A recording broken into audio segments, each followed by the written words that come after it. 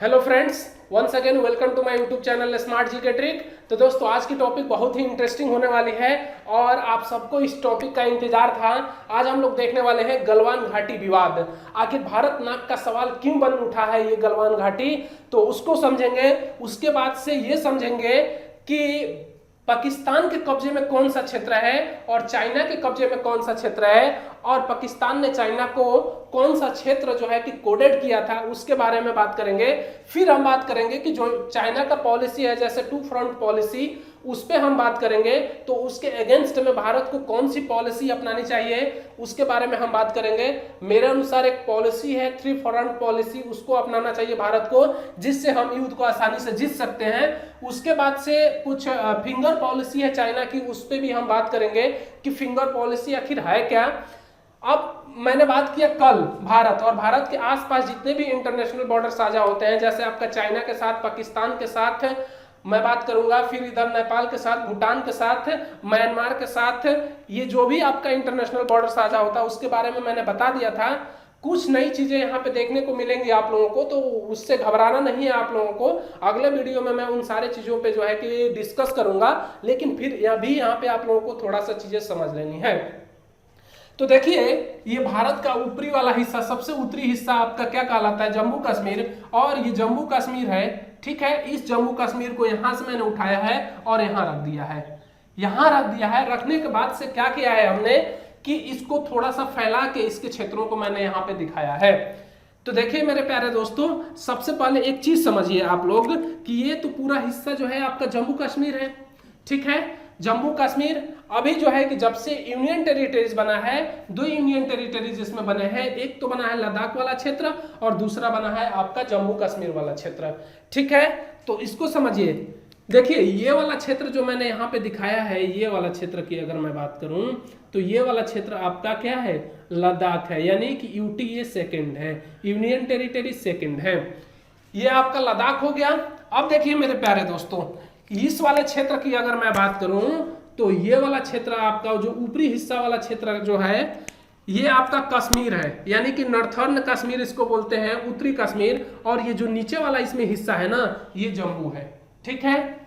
ये आपका हिस्सा जो है आपका, ये जो है कि जम्मू है। और इसी जम्मू में बहुत सारे चीज स्थित हैं। जैसे मैं बात करूं कि बहुत सारे जगह स्थित हैं, जैसे आपका उरी, आप लोग सुने होंगे, मूवी भी देखे होंगे उरी, वो कहाँ पड़ता है उसके बारे में भी मैं चर्चा करूंगा। देखिए, ये है आपका कश्मीर वाला क्षेत्र, जिसको पाकिस्तान कहता है कि ये आजाद कश्मीर है। क्या है, आजाद कश्मीर है, यानी कि ये वाला क्षेत्र जो है कि पाकिस्तान के कब्जे में है, ठीक है। ये वाला क्षेत्र जो रेड रेड हमने किया है, ये वाले क्षेत्र नहीं, ये तो जम्मू में आता है। ये जो केवल रेड रेड किया है, ये आपका जो है आपका पीओके है, यानी कि पाक अधिकृत कश्मीर, यानी कि इसका फुल फॉर्म होता है पीओके का मतलब पाकिस्तान ऑक्युपाइड कश्मीर, ठीक है। अब देखिए, पाकिस्तान ने क्या किया कि कुछ हिस्सा जो है कि चाइना को दे दिया।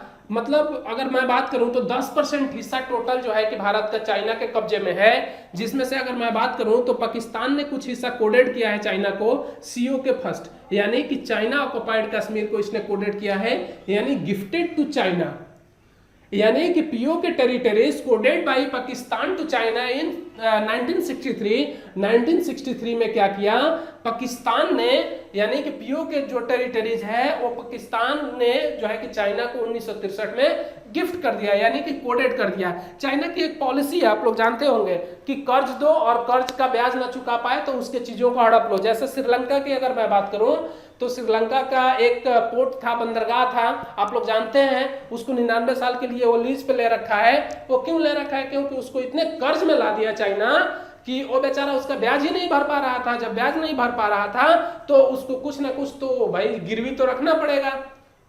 जैसे जब हमारे पास पैसा नहीं होता है तो हमें अपना जमीन या सोना या जो भी है हमारे पास, उन सारे चीजों को रखना पड़ता है गिरवी, ठीक है। तो उसी तरह श्रीलंका ने क्या किया कि जो आपका चाइना को है, चाइना को उसको लीज पे 99 साल के लिए देना पड़ा, ठीक है। उसी तरह पाकिस्तान के ऊपर इतना कर्जा लाद दिया है चाइना ने कि उस कर्जे का ब्याज चुकाने के पास उसके पास पैसे ही नहीं पाकिस्तान के पास। तो पाकिस्तान क्या करता है कि ये क्षेत्र को जो है कि चाइना को दे देता है, ठीक है, 1963 ईस्वी में। ठीक है, अब देखिए मेरे प्यारे दोस्तों, यही अगर मैं बात करूं तो देखिए यहाँ पे जो कश्मीर वाला क्षेत्र है जिसको पाकिस्तान कहता है कि ये आज़ाद कश्मीर है, क्या है जिसको पाकिस्तान कहता है ये आज़ाद कश्मीर है, इसकी अगर मैं बात करूं तो यहाँ पे ये कश्मीर में मुजफ्फराबाद पड़ता है। ठीक है, ये टोटल भारत ही है, ऐसा मत समझिए कि भारत का ये हिस्सा नहीं है। ठीक है, ये मुजफ्फराबाद है। और देखिए अगर मैं बात करूं कि ये वाली जो हमारी जो बॉर्डर लाइनें हैं, ये जो बॉर्डर लाइनें खींची गई है, इसकी अगर मैं बात करूं तो ये यहाँ पे पड़ता है आपका बारामूला। क्या पड़ता है? बारामूला, जिस पे अभी जो है कि उरी अटैक में आपको बारामूला दिखाया गया होगा, उसके जस्ट नीचे है उरी, और यही उरी पे जो है कि आपका अटैक किया गया था। आप लोग मूवी भी देखे होंगे, इसी उरी पे बनी हुई है। और ये पूंछ है, क्या है ये, इसके नीचे जस्ट पूंछ है। अब देखिए कुछ जो है कि यहाँ पे अगर मैं बात करूँ तो बड़ी सी जो है कि शीत प्रदेश है ये। तो देखिए यहाँ पे समझिए कि ये पड़ता है जस्ट बारामूला के जस्ट नीचे श्रीनगर, और श्रीनगर के बीच में अगर मैं बात करूँ यहाँ पे एक जगह है जिसका नाम आता है अनंतनाग। अनंतनाग और श्रीनगर के बीच में पुलवामा है, जहाँ पे पुलवामा अटैक हुआ जिसमें 40 सैनिकों को, सीआरपीएफ के जवानों को जो है कि मौत के घाट उतार दिया गया, जो है कि टेररिस्टों के द्वारा। ठीक है, तो यही वो हमला हुआ था। ठीक है, अब देखिए कि जस्ट नीचे अगर मैं बात करूंगा तो ये यहाँ पे पूंछ हो गया है, और ये आपका जो है कि हिस्सा कुछ नीचे आके जम्मू तवी के कुछ हिस्से में पड़ता है। ठीक है, अब देखिए लद्दाख को समझिए, ये हमारा लद्दाख है। ठीक है, ये लद्दाख है, ये यूनियन टेरिटरीज फर्स्ट, ये यूनियन टेरिटरीज सेकंड। ठीक है, अब क्या है कि ये लद्दाख का एक बॉर्डर इलाका खींचा गया है, ये बोला जाता है आपका LAC। क्या बोला जाता है? LAC, line of actual control. क्या बोला जाता है? लाइन ऑफ एक्चुअल कंट्रोल ये है हमारा। और इस लाइन ऑफ एक्चुअल कंट्रोल के जस्ट पास में एक हॉट स्प्रिंग है। ठीक है, हॉट स्प्रिंग कहने का मतलब ये होता है कि गर्म जलधाराएं, यानी कि गर्म कुंड आप लोग जानते होंगे, उसको हॉट स्प्रिंग बोलते हैं, यहाँ पे है। और यहाँ पे अगर मैं बात करूँ तो यहीं से जो है कि पेंगोंग लेक है। क्या है? पेंगोंग लेक है। और इस पेंगोंग लेक की अगर मैं बात करूं तो चाइना इस पेंगोंग लेक के जो है कि दोनों तरफ अपना टेंट गाड़ रखा है, और नदी के उस पार भी और नदी के इस पार भी जो है कि टेंट को गाड़ रखा है। करीब करीब वो 80 टेंट को गाड़ रखा है, लेकिन वो उखाड़ने का नाम ही नहीं ले रहा है। और भारत जो है कि कह रहा है कि आप जो है कि इसको हटाइए यहाँ से। ठीक है, और देखिए कि यहाँ पे अगर मैं बात करूँ तो ये जो पेंगोंग लेक को श्योक नदी से जोड़ना चाह रहा है।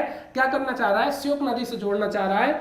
और यहाँ पे पड़ती है आपकी इसी लाइन ऑफ एक्चुअल कंट्रोल के पास में पड़ती है आपकी, क्या मैं बात करूँ तो ये पड़ती है आपका गलवान घाटी। क्या पड़ती है यहाँ पे? ये है आपका गलवान घाटी। और इस गलवान घाटी और श्योक के फर्स्ट के इलाके की अगर मैं बात करूँ तो ये है हमारा सियाचिन ग्लेशियर। और इसी सियाचिन ग्लेशियर पर मैं बात करूं तो -52 डिग्री सेल्सियस टेम्परेचर पर भारत की सेना यहाँ पे गश्त करती रहती है। ठीक है, क्या करती रहती है? इसी सियाचिन ग्लेशियर पर कुछ हिस्सा जो है कि चाइना के कब्जे में है, कुछ हिस्सा आपका जो है कि भारत के कब्जे में है। और ये है आपका सियाचिन ग्लेशियर जो भारत का सबसे बड़ा ग्लेशियर है। ठीक है, आप लोग समझ चुके होंगे। ससाइनी ग्लेशियर का आप लोग नाम सुने होंगे, इसी सियाचिन ग्लेशियर के पास में ससाइनी ग्लेशियर है। और ससाइनी ग्लेशियर भारत का सबसे लंबा ग्लेशियर है। ठीक है, लंबाई के हिसाब से ससाइनी ग्लेशियर सबसे लंबा है, लेकिन सबसे बड़ा ग्लेशियर पूछेगा तो आपका कौन सा है? सियाचिन ग्लेशियर है। ठीक है, यहां से क्वेश्चन निकल के आता है 2। तो ये सियाचिन ग्लेशियर की अगर मैं बात करूं तो यहाँ पे जो है कि भारत की सेना गश्त करती रहती है, और गश्त करने के साथ साथ -52 डिग्री सेल्सियस टेम्परेचर पे यहाँ रहती है। तो इसी गलवान घाटी को लेकर पूरा विवाद उठा पड़ा है कि आखिर ये गलवान घाटी, तो देखिए यहाँ पे एक पड़ता है आपका इस पेंगोंग झील का विस्तार भी इधर तक है। तो इसके आसपास मतलब इधर भी और इसके इधर भी जो है कि इसने टेंट गाड़ रखे हैं, और इस टेंट को हटाने का ये नाम नहीं ले रहा है, जिसके लिए विवाद खड़ा हुआ है। भारत कह रहा है, बार बार समझौता हो रहा है। आप लोग 1996 और 2005 का समझौता पढ़े होंगे। ठीक है, वो इसी से संबंधित है, लाइन ऑफ एक्चुअल कंट्रोल से संबंधित है, उसको आप लोग को पढ़ना चाहिए। ठीक है, हमारा एक वीडियो भी हुआ था, 5 मिनट का मैंने वीडियो बनाया था जिसमें बात किया था मैंने कि भारत और चीन के नाक का सवाल गलवान घाटी, उसको आप लोग अगर नहीं देखे हैं तो एक बार देखिए। और 1996 और 2005 का जो विवाद है, जो समझौता हुआ है, उस समझौते में क्या लिखा गया है उसको समझने की कोशिश करिए आप लोग। तो ये वाला क्षेत्र की अगर मैं बात करूं तो यहाँ पे आपका गलवान रिवर पड़ता है, और इस गलवान रिवर के आसपास जो है इसने क्या किया है कि 2 टेंटों का विस्तार किया है, करीब करीब 80 टेंट लगा रखे हैं। भारत क्या कर रहा है कि भारत यहाँ से जो है कि एक रास्ते का निर्माण कर रहा है, यहाँ से ये लाइन ऑफ एक्चुअल कंट्रोल के पास से होता हुआ जो है कि यहाँ तक ये विस्तार कर रहा है यहाँ तक। लेकिन चाइना कह रहा है कि आप ये जो है कि आप रोड मत डालिए, ये रोड मत बनाइए, ये रोड क्या करिए मत बनाइए। इसी पे अड़ा हुआ है चाइना, क्योंकि इसलिए कह रहा है क्योंकि आप लोग जानते हैं कि ये तिब्बत वाला क्षेत्र है, और तिब्बत वाले क्षेत्र की अगर मैं बात करूं तो ये तो चाइना के कब्जे में है, सीओ के फर्स्ट। अब सीओ के फर्स्ट से क्या कर रहा है कि काराकोरम श्रेणी के अंतिम हिस्से से क्या कर रहा है, ये करना चाह रहा है, एक रोड बना रखा है। क्या कर रखा है, एक रोड बना रखा है यहाँ से जो पाकिस्तान को सीधे जोड़ता है। क्या करता है, सीधे पाकिस्तान को, इकोनॉमिक कॉरिडोर है इसका पाकिस्तान का, इससे ये जोड़ दिया है। ठीक है, अब क्या होगा, ये रोड जो है जाके यहाँ पे ब्रेक कर देगी। क्या कर देगी, यहाँ पे ब्रेक कर देगी। जब ये ब्रेक कर देगी तो इसलिए चाइना जो है कि भभक उठा है, जलने लगा है कि ये अगर रोड बन जाएगा तो ये जो है कि हमारे सीधे जो एमुनेशन सिस्टम है उसको रोक देंगे। ये हथियार भेजने का जो कार्य कर रहे हैं उसको सीधे यहाँ से रोका जा सकता है। इसलिए जो है कि चाइना इस रोड का विरोध कर रहा है। ठीक है, जब इस रोड का वो विरोध कर रहा है तो भारत क्या कर रहा है कि भारत कह रहा है कि हम जो है कि ये रोड बना के रहेंगे और ये हमारा हिस्सा है, इसमें तुम दखलंदाजी नहीं कर सकते हो। तो भी चाइना मानने को तैयार नहीं है और बार बार घुसपैठ कर रहा है। जवानों के साथ जो है कि हाथापाई हो रही है, जिसमें बहुत सारे जवान जो है हमारे देश के शहीद हो गए। ठीक है, तो उन सारे चीजों को लेकर जो है कि चाइना जो है कि भड़क उठाया। और आप लोग जानते हैं कि चाइना का विवाद तो बहुत सारे देशों से, करीब करीब 18 देशों से इसका विवाद चल रहा है। जापान से चल रहा है, जापान का कोई जो है कि द्वीप है उसको हड़पने के चक्कर में है। दक्षिण चीन सागर में जो है कि विवाद चल रहा है। ठीक है, और उसके बाद से मैं बात करूं तो वियतनाम की मैं बात करूं उससे बवाल चल रहा है। और कजाकिस्तान की राजधानी है तुसांबे की मैं बात करूं वहां से भी जो है कि विवाद है। तो बहुत सारे चीज हैं जो जहां से विवाद है। ठीक है, तो यहां तक चीजें समझ में आ गई होंगी आप लोगों को। ठीक है, अब समझिए मेरे प्यारे दोस्तों कि जो चाइना के कुछ पॉलिसी है उसको देखिए। तो देखिए, ये चाइना का तिब्बत वाला क्षेत्र है। क्या है, ये चाइना का तिब्बत वाला क्षेत्र है। और इस तिब्बत की मैं बात करूं तो इसमें एक फिंगर पॉलिसी आता है। फिंगर पॉलिसी की मैं बात करूं तो उस टाइम जो है कि एक प्रेसिडेंट हुआ करते थे चाइना के, माओ जेडान। और माओ जेडान ने ये कहा था कि केवल हम तिब्बत को लेकर नहीं रहेंगे। ठीक है, हमारे पास जो है कि फिंगर पॉलिसी है। फिंगर पॉलिसी कहने का मतलब ये बताइए, ये पांच उंगलियां हैं इस हाथ में और ये हमारा क्या है, हथेली है। तो इस हथेली की अगर मैं बात करूं तो ये हथेली वाला क्षेत्र हमारा तिब्बत है। और ये जो है ना, ये इनके फिंगर है। तो इस फिंगर को समझिए, ये वाला जो है आपका क्या है, लद्दाख वाला क्षेत्र है। ठीक है, ये कहते हैं कि हम लद्दाख वाले क्षेत्र को हड़प लेंगे। फिर ये कहते हैं कि हम नेपाल वाले क्षेत्र को, नेपाल भी हमारा है, ये भी कहते हैं कि नेपाल वाले क्षेत्र को हम हड़प लेंगे। फिर ये कहते हैं सिक्किम वाले क्षेत्र को हम हड़प लेंगे। फिर ये कहते हैं आपका भूटान वाले क्षेत्र को हड़प लेंगे। फिर ये कहते हैं अरुणाचल प्रदेश वाले क्षेत्र को हड़प लेंगे। तो ये तो इनका तिब्बत हो गया। और ये 5 जो है कि उंगलियां हो गई इनकी, कौन कौन सी, लद्दाख, नेपाल, भूटान, सिक्किम और आपका अरुणाचल प्रदेश। ये 5 इनकी अंगुलियां हैं। जो इनका एक पॉलिसी है, फिंगर पॉलिसी, जिसके तहत ये जो है कि इस क्षेत्र को घेरना चाहते हैं, इस क्षेत्र को पूरा अपने कब्जे में लेना चाहते हैं, जबकि ऐसा होगा नहीं।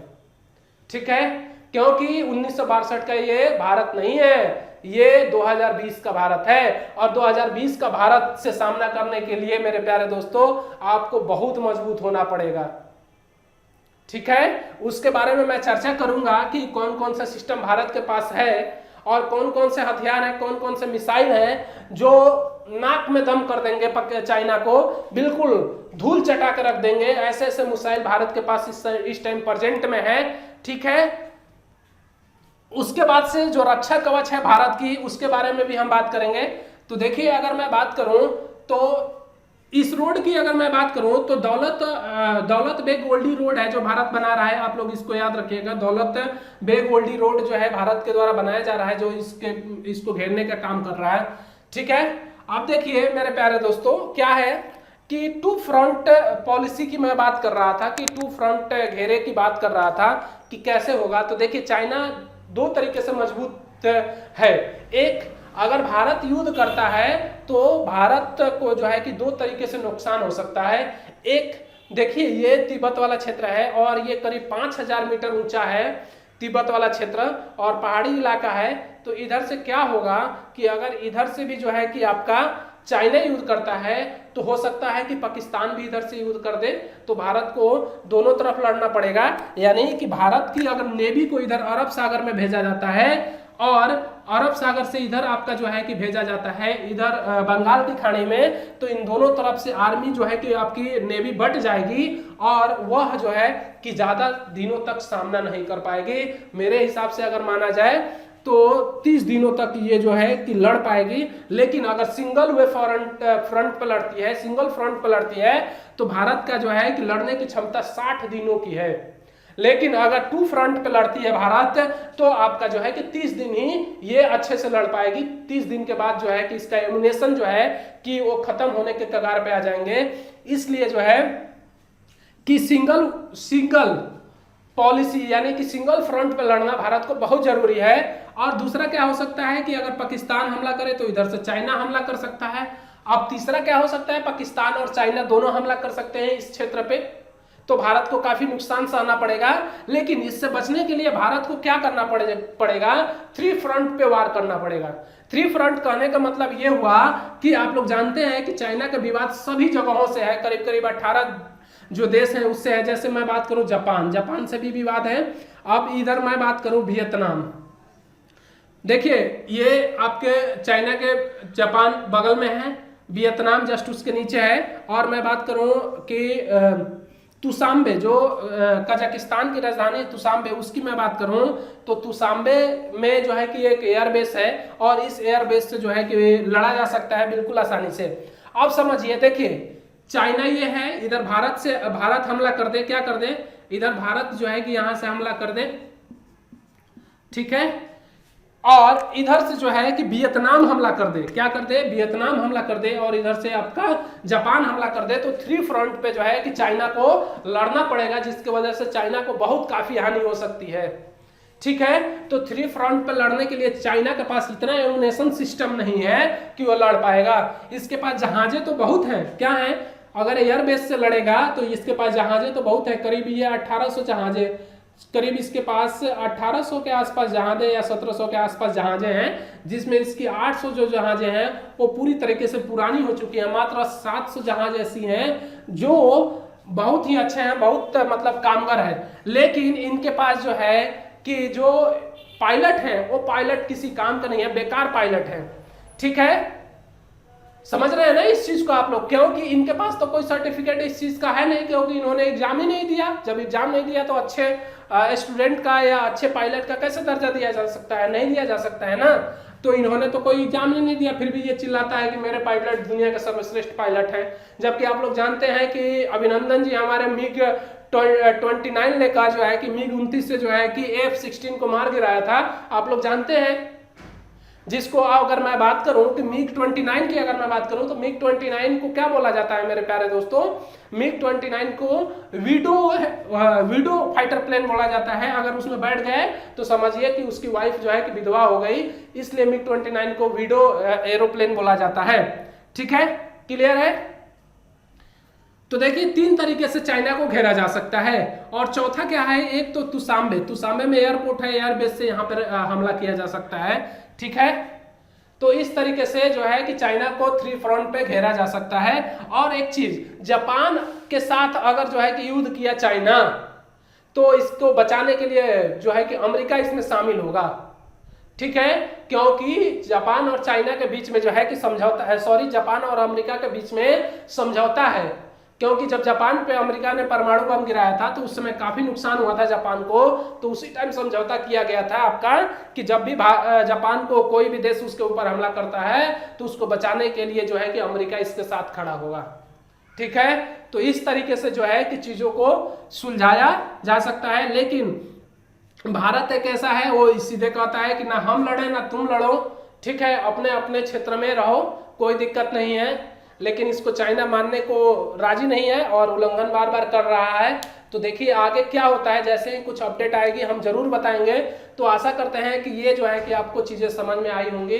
तो आज के लिए मेरे प्यारे दोस्तों इतना ही, और मैं यही कहूँगा कि जब भी भारत में कोई भी जो है कि आक्रमण हो, बाह्य आक्रमण, उसका भारतीयों को डट के मुकाबला करना चाहिए। जैसे अभी 59 जो है कि चाइनीज ऐप को टोटली बंद कर दिया गया है, यानी कि बैन लगा दिया गया है। तो इसको आप लोग यूज ना करें और ज्यादा से ज्यादा चाइनीज प्रोडक्ट को जो है कि बहिष्कार करें। देखिए हम बहिष्कार करेंगे तभी जो है कि इसको रोका जा सकता है, अदरवाइज नहीं रोका जा सकता है। क्योंकि आप लोग जानते हैं कि एलपीजी योजना जो है कि भारत सरकार ने अपनाई हुई है।